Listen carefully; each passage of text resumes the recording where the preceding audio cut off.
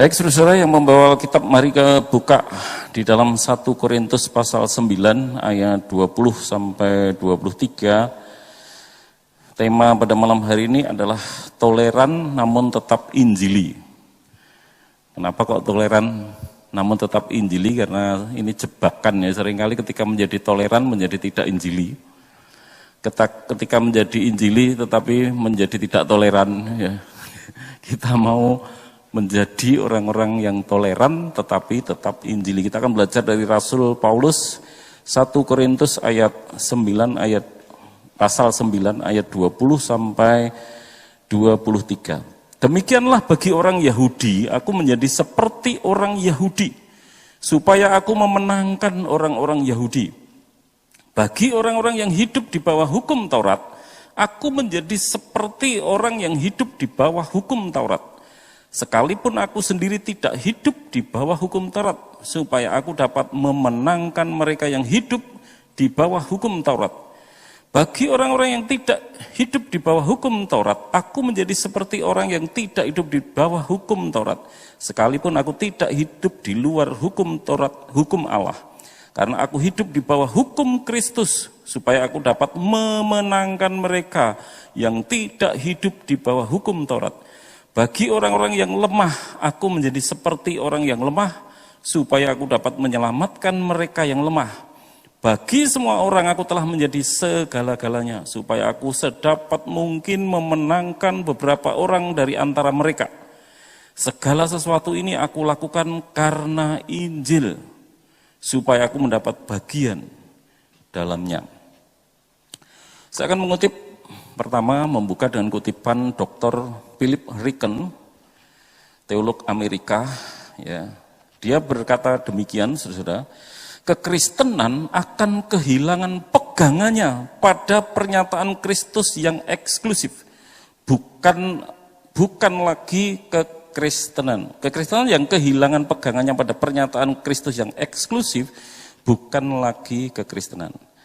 Apa maksudnya, saudara-saudara? Minggu sore sudah saya bahas ya. Jadi kekristenan itu sebenarnya memang keselamatannya eksklusif, ya, hanya yang percaya Yesus.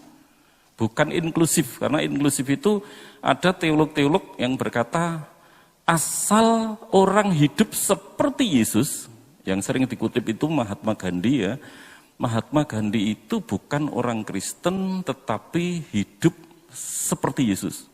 Nah, maka Mahatma Gandhi pun sebetulnya adalah orang Kristen walaupun tidak percaya pada Yesus.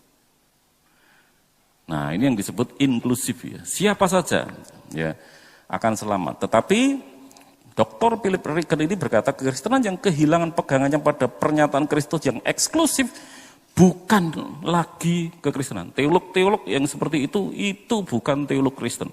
Tidak tahu teolog agama apa.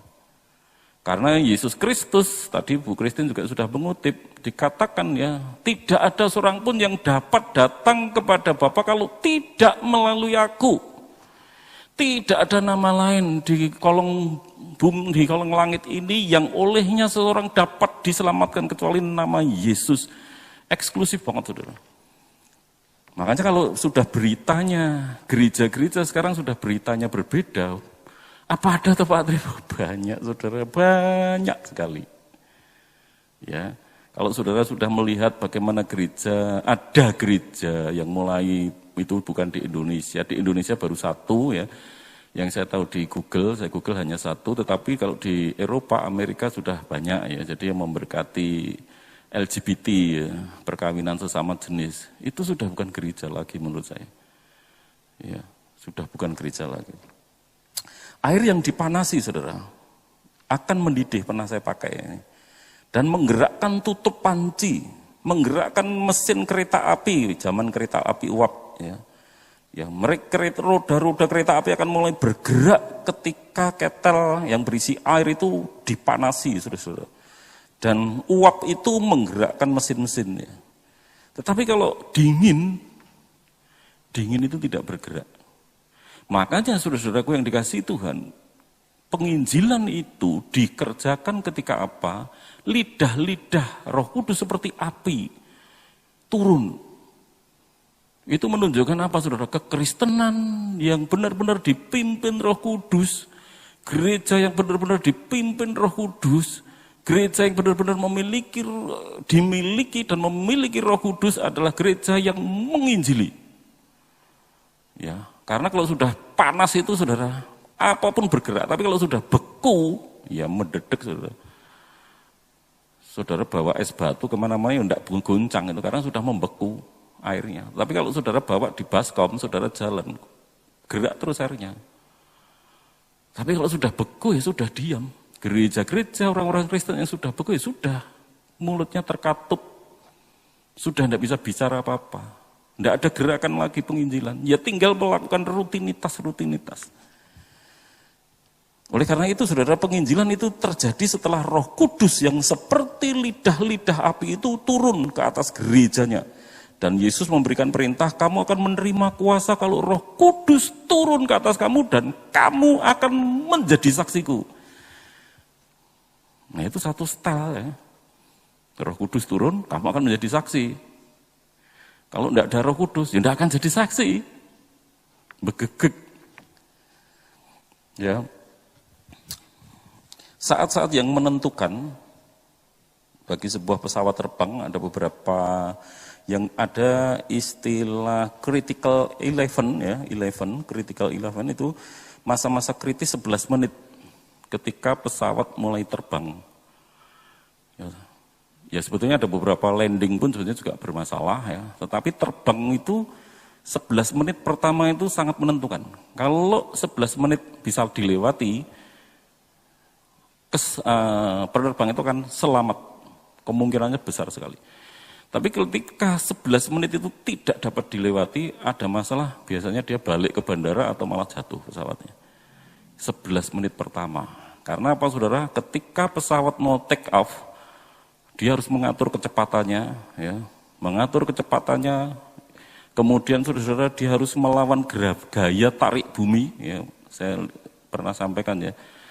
Dan kalau gagal, kecepatan sudah tinggi, gagal melambung, saudara, karena kena gaya tarik bumi, jatuh lagi, hancur. Nah, ini adalah gambaran gereja seringkali sudah tidak dapat terbang, take off, gagal lepas landas. Ya, kalau kita mengacu pada hari pengangkatan nanti, ya, pada akhir zaman kan Yesus akan datang, berhenti di angkasa, malaikat berjajar, dan semua orang percaya yang masih hidup diangkat ke surga. Itu take off. Tapi banyak orang yang tidak bisa take off, karena apa? Gereja-gereja yang tidak bisa take off, karena terlalu tertarik kepada dunia. Sudah menjadi duniawi. Sudah terpengaruh menjadi dunia. Terpengaruhnya kemana? Ya sekarang ini ya, yang bagus itu adalah toleransi. Toleransi itu tidak usah membujuk orang pindah agama.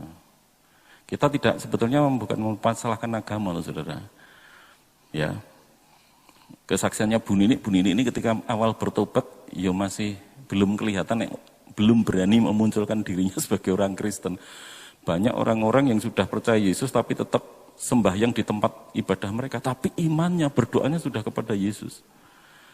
Mungkin taraf imannya waktu itu belum sampai, ya. Tapi setelah mendengar khotbah, kalau kamu malu mengakui aku di hadapan manusia, aku akan malu mengakui kamu di hadapan Bapakku. Nah, baru tertemplar ya. Nah, banyak gereja ini sudah menjadi terlalu mendengarkan dunia dan seperti yang dikehendaki dunia. Apa? Toleran. Toleran yang tanda kutip ya. Nanti karena ada toleran yang injili. Yang akan kita bahas malam hari ini adalah toleran yang injili. Tapi ada yang toleran dan tidak menginjili. Ya. Will Metzger, saudara-saudara, yang bukunya sedang saya salin ya, beritakan kebenaran. Dia berkata demikian, saudara, makna yang baru dari toleransi telah meluas, sehingga mencakup keharusan menyetujui semua kepercayaan, pendapat, norma, gaya hidup. benar-benar toleran artinya Anda harus memberikan persetujuan Anda, peneguhan Anda, dukungan Anda yang tulus pada kepercayaan dan tingkah laku mereka. Ini definisi yang baru ya. Definisi yang baru dari toleransi telah mengakibatkan penginjilan menjadi kata yang negatif dalam benak itu ya, bukan dalam benak banyak orang. Ya, karena alasan toleransi ini sekarang gereja yang menginjili itu dianggap gereja yang intoleran. Nanti kita akan melihat, kita akan buktikan bahwa tidak demikian. Ya. Itu pemikiran salah. Tetapi banyak teolog-teolog, banyak pengkhotbah yang sudah mengubah penginjilan ini, menggantikan dengan aksi-aksi sosial, menggantikan dengan cukup menjadi teladan. Ya, dan seterusnya. Saudara, ini kita akan belajar apakah gereja atau orang Kristen yang toleran itu menjadi orang atau gereja yang tidak injili. Yang pasti saudara, orang yang tidak toleran memang tidak dapat memberitakan Injil. Nah ini yang pertama, statement pertama kita ya.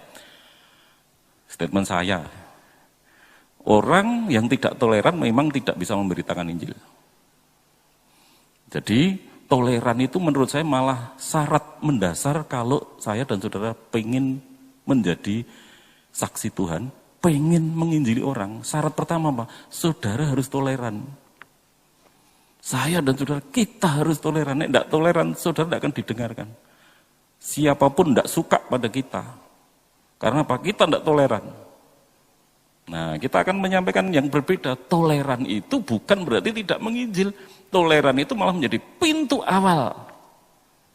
Ya, untuk menjalin hubungan yang baik dengan orang supaya apa? Supaya kita dapat menginjili. Di dalam Kamus Bahasa Indonesia, saudara, toleran itu atau toleransi adalah bersifat atau bersikap menghargai, membiarkan, membolehkan pendirian, pendapat, pandangan, kepercayaan, kebiasaan, kelakuan, dan sebagainya yang berbeda atau bertentangan dengan pendirian sendiri. Itu artinya toleran, menghargai, paling rendah itu ya. Saya menghargai, gereja kita menghargai. Ya, nanti kita buktikan ya, bahwa benar-benar saya walaupun getol tetap mengkhotbahkan tentang penginjilan, tetapi saya sangat toleran. Ya. Nah, karena itu modal utama. Nah, sekarang kita akan melihat bersama-sama saudara-saudaraku yang dikasih Tuhan ya, bahwa orang yang toleran dapat menjadi bisu karena terhadap ketidakbenaran itu kesalahan ya. Kesalahannya ya. Ada orang-orang yang toleran tapi menjadi bisu. Kalau saya tidak bisu ya. Kita menjadi toleran tapi tetap menyuarakan benar, yang kebenaran. Tidak membiarkan kesesatan, tidak membiarkan kehancuran, ya, toleran, tetapi tidak membiarkan orang celaka. Nah ini frame-nya seperti ini dulu ya, renungan pada saudara ini. Kita akan melihat mengapa orang yang akan menginjili harus toleran, saudara. Saya dan saudara, gereja kita ini ada gereja yang injili.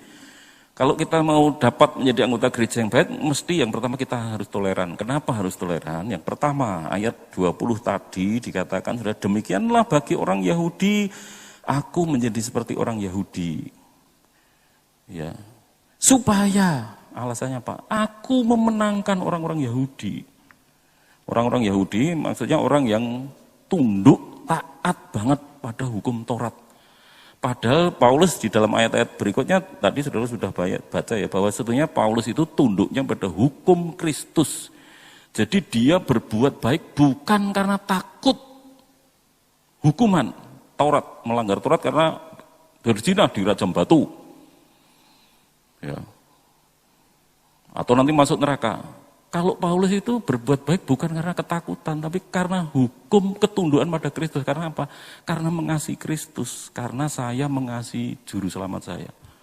Saya ingin hidup bagi juru selamat saya, makanya saya melakukan yang baik. Bukan karena ketakutan, ditakut-takuti kamu melanggar Taurat, kamu akan dihukum begini, dihukum begitu. Enggak ya, tapi berbuat baik beda.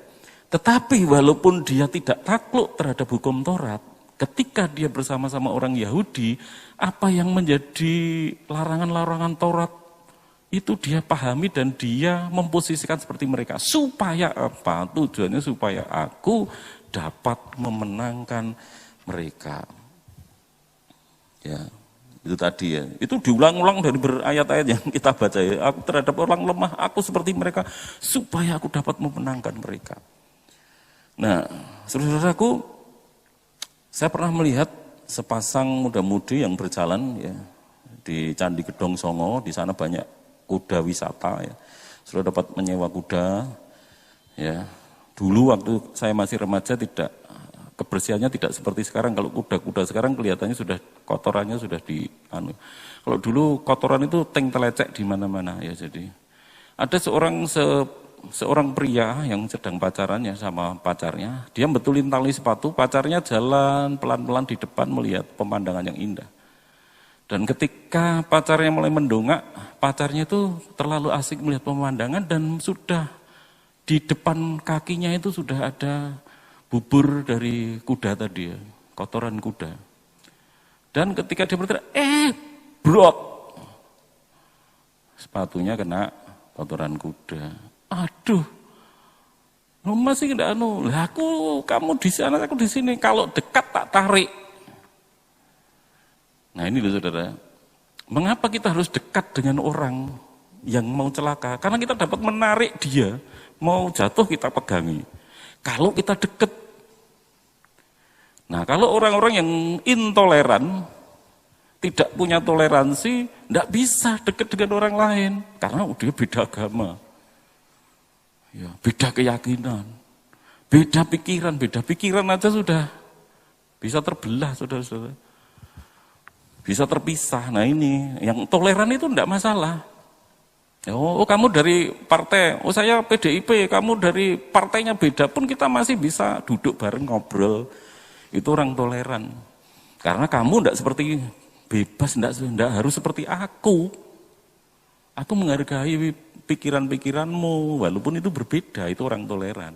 Tapi terhadap keselamatan ini saudara, ini karena vital, akibatnya vital. Makanya walaupun toleran, kita harus berada di dekat mereka. Dengan cara apa? Toleran tadi.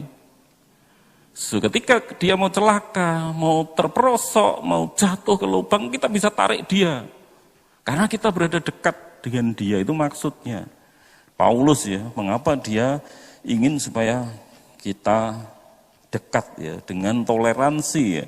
Paulus memahami orang-orang Yahudi, memahami orang-orang Yunani yang suka filsafat. Dia pakai bahasa filsafat. Ya. Ketika bersama-sama orang-orang lemah, dia memahami orang-orang lemah itu, menerima walaupun dia tidak setuju banyak hal. Dia tidak melakukan itu, atau dia melakukan kebaikan-kebaikan yang seperti orang-orang Farisi lakukan, orang-orang Yahudi lakukan, tapi spiritnya beda. Tapi itu tidak dimasalahkan dulu supaya apa? Supaya dia dapat mendekati mereka. Dr. Philip Ryken lagi, saudara, menulis demikian ya, teolog Amerika ini. Kekristenan menuntut toleransi beragama. Loh, dituntut malah punya toleransi.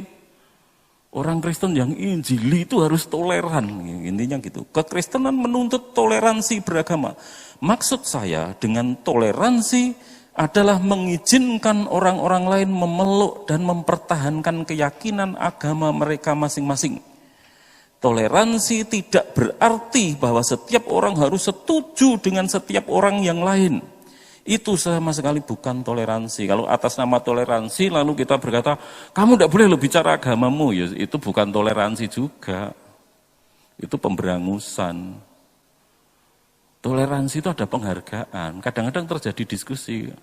Dalam agamamu, saya di FKUB dulu sering berbicara. Kalau dalam agama jenengan kenapa sih Pak orang kok melakukan gini? Kok benci terhadap orang Israel kenapa?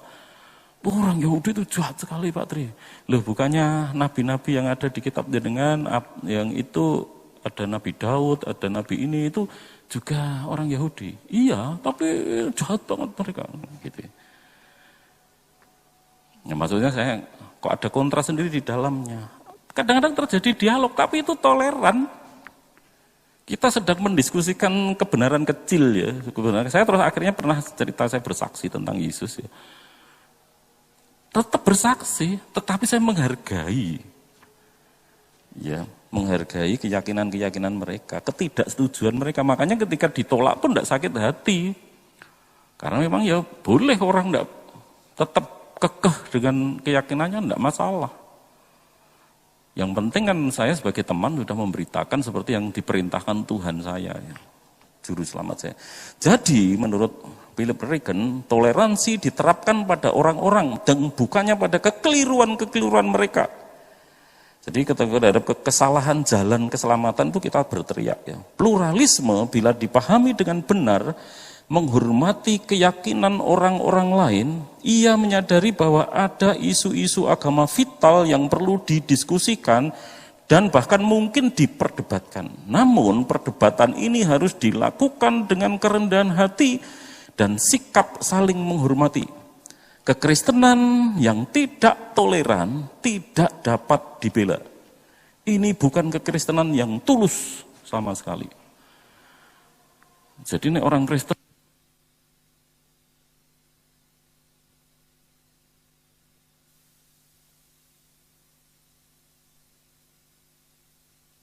Jadi kalau orang Kristen itu tidak toleran, saudaraku yang dikasihi Tuhan ya, tadi dikatakan ya, itu kekristenan yang tidak dapat dibela.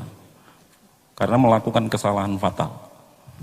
Ya, jadi gereja yang injili, orang Kristen yang injili adalah orang Kristen yang sangat toleran. Ya. Pada saat saya pelayanan di Sasetren, saya melayani di Slogohimo juga, terus punya pos PI di Setren lereng Gunung Lawu, saudara-saudara, sampai dingin sekali ya.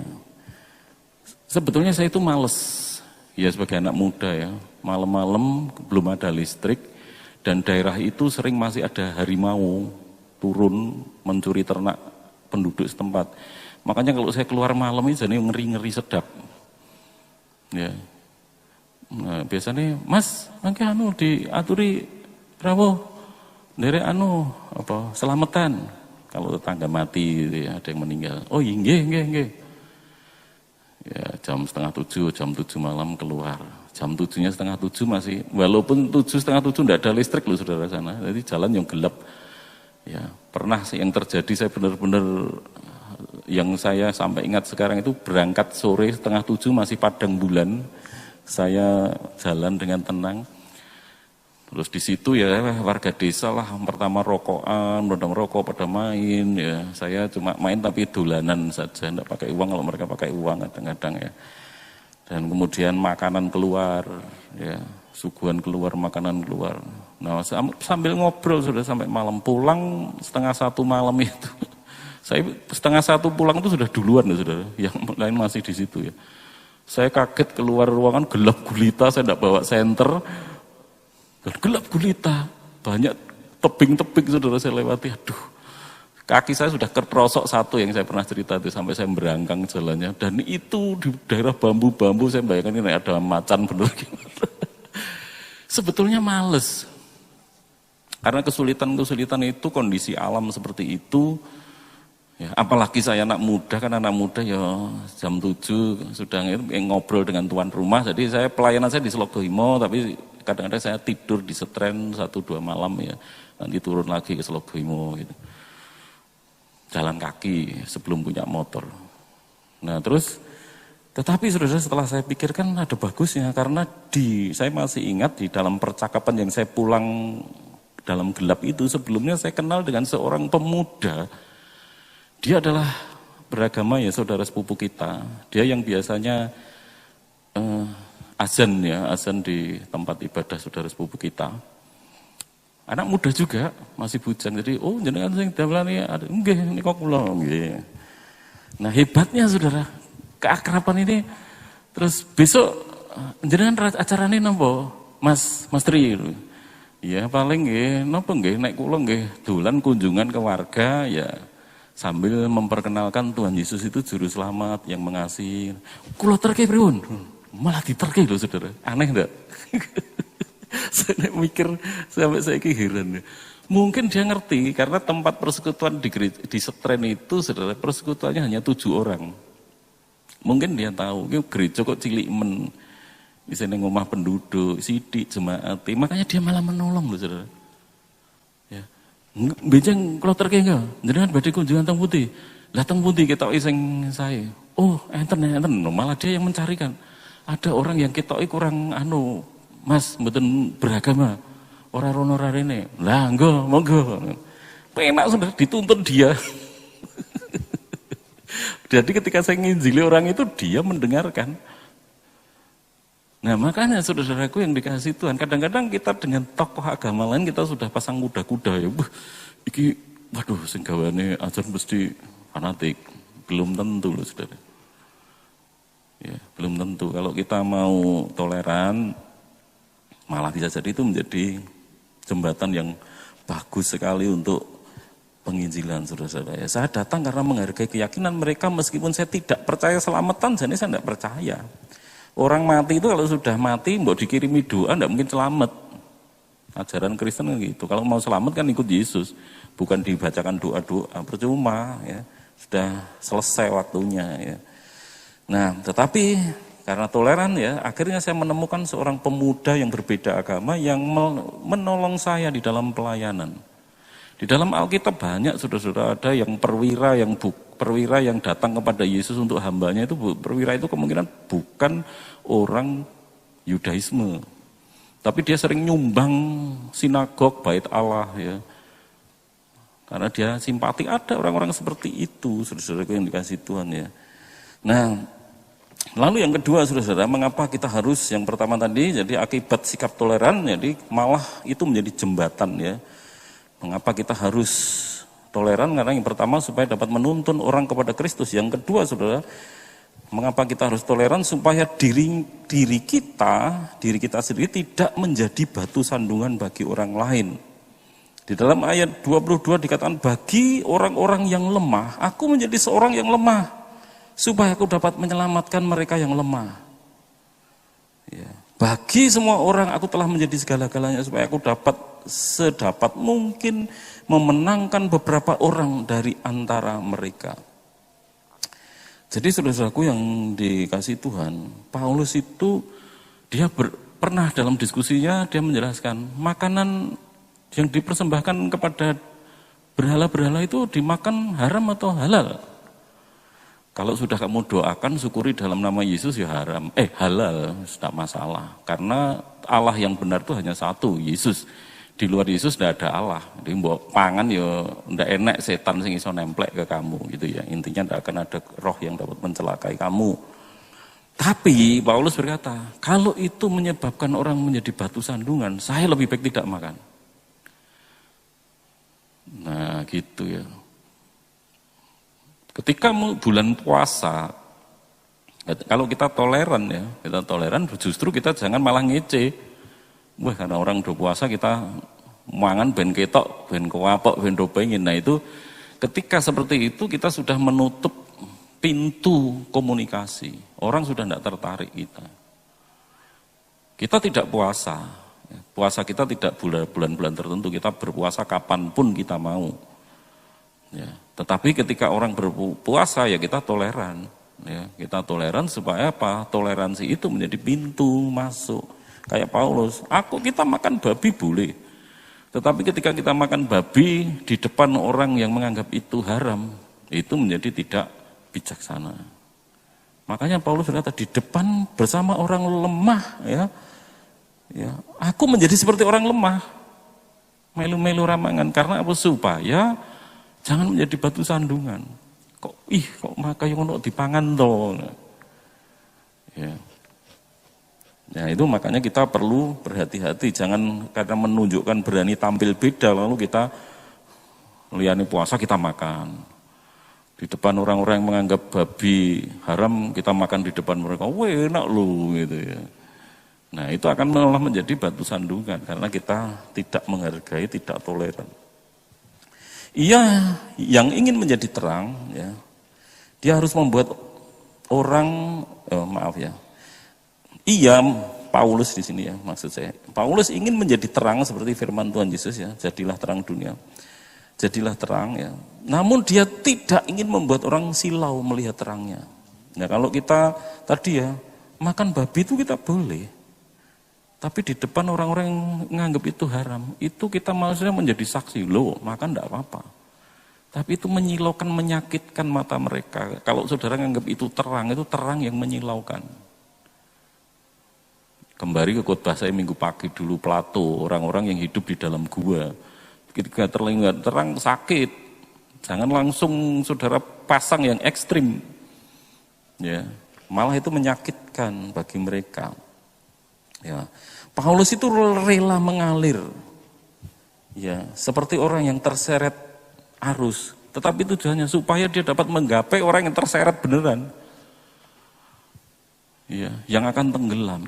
Tujuannya itu. Oleh karena itu, di dalam buku Beritakan Kebenaran, Will Metzger menulis lagi demikian, saudara. Gereja sedunia ibarat pelangi dari aneka warna dan kebudayaan. Persahabatan tulus yang menjangkau para mahasiswa, ini dia cerita tentang penginjilan yang dilakukan oleh mahasiswa-mahasiswa Kristen di Amerika Serikat ya. Mahasiswa internasional yang menuntut ilmu di Amerika Serikat merupakan salah satu contoh dari orang-orang Kristen yang mempraktikkan keyakinan ini. Keyakinan apa itu? Di situ saya tambahi ya, karena itu bacaan di atasnya membahas ada pluralis empiris, ada pluralis filosofis. Pluralis filosofis itu dia lebih cenderung nanti jatuhnya kepada tidak boleh menginjili, ya kalau filosofis, karena itu ideologi sampai masuk ke sana. Tetapi kekristenan itu harusnya pluralis empiris. Artinya pluralis empiris apa? Nanti saudara ulangi di rumah ya, videonya lebih jelas di video. Menerima berbagai perbedaan ras, agama, suku dan lain-lain. Menerima itu sebagai bagian dari kehidupan kita berbeda. Tetapi kita tetap akan menyuarakan kebenaran ketika kita tahu banyak orang akan celaka.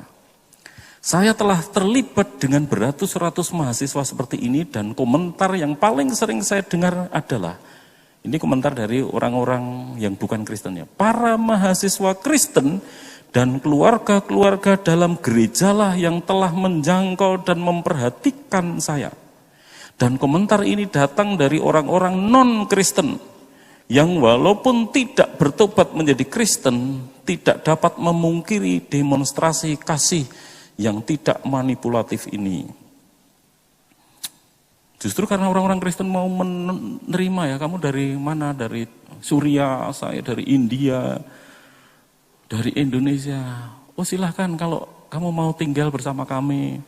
Keluarga-keluarga Kristen gitu, saudara. Ya paling tidak makan gratis, tempat tidak saya sewa. Nah itu menolong sekali bagi mereka. Ya, dan akhirnya mereka orang Kristen itu ternyata terbuka banget ya. Menolong bukan karena agamanya, sukunya. Ya. Kok terbuka sekali. Nah, tanpa toleransi terhadap berbagai perbedaan tidak akan ada kebaikan yang dapat dilihat orang, dan itu berarti tidak ada orang yang membuka hatinya bagi kita. Nah untuk berbuat baik kepada orang yang lain agama kan mesti kita harus toleran. Tidak harus toleran. Ya, harus toleran. Lagu, saya akan menutup nih selesai. Lagu yo pro konco dolanan ning jopo ya gitu ya. Badan bulan koyo rino. Lagu itu diciptakan karena menceritakan apa? Bulan itu ketika malam gelap bersinar, zaman dulu belum banyak listrik ya. Ketika bulan itu bersinar terang, bulan purnama, anak-anak keluar, orang-orang duduk di halaman, gelar tikar, bercakap-cakap dengan tetangga, anak-anak kecil bermain meskipun itu malam. Terjadi sukacita, kerukunan, hal-hal indah. Kalau orang pacaran bulan purnama kan muncul suasana romantis. Ya, karena apa? Itu bulan bersinar. Banyak hal keindahan akan terjadi. Orang Kristen itu kan gereja itu kayak matahari itu simbolnya Tuhan ya. Terang yang kemilau, sangat panas.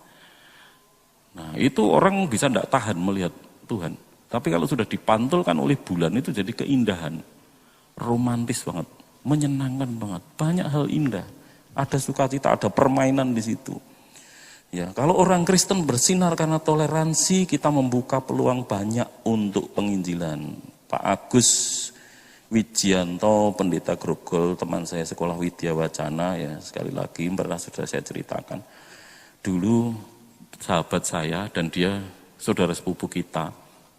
Jam 3 sore saya di rumahnya, dia mulai terdengar suara azan.